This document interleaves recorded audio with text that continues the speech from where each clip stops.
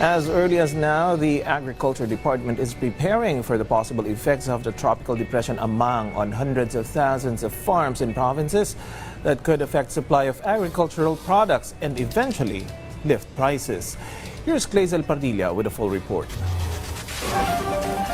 The cold weather pushed Arlene to cook hot vegetable soup to keep her family warm, but she only bought fewer veggies. Pataas po ng pataas. Dati kalahating kilo, ngayon ganun na lang.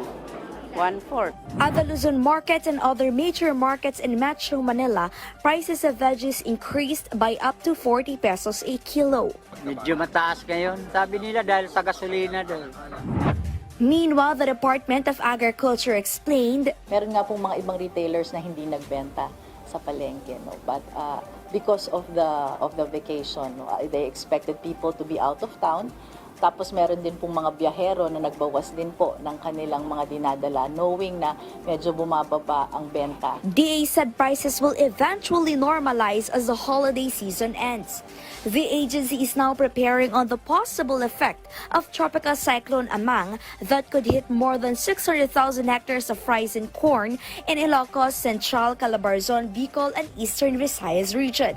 DA immediately conducted a meeting with the market masters to connect them with farmers' cooperatives that have supply of agricultural products which will be delivered to Metro Manila in time for the calamity. Para even before mararamdaman natin yung paggalaw ng presyo, at least may nakaantabay na po na pwedeng ibang source ng ating mga tindera. DA is prioritizing boosting the supply of local produce.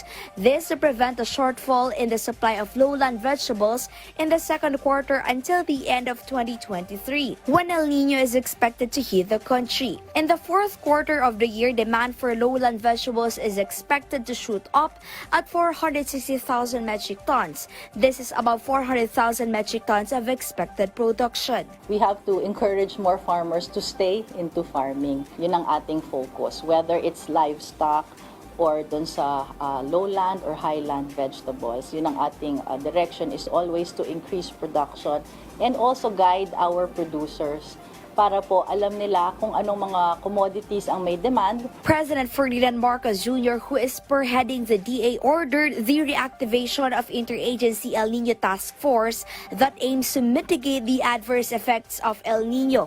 This includes the establishment, development, and rehabilitation of water systems like hydroelectric power plant, flood control project, and irrigation system.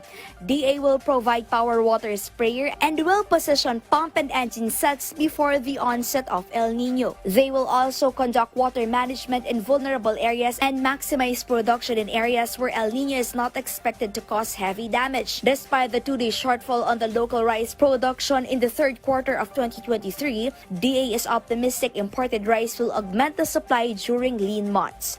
Clazel Pardilla for The Nation.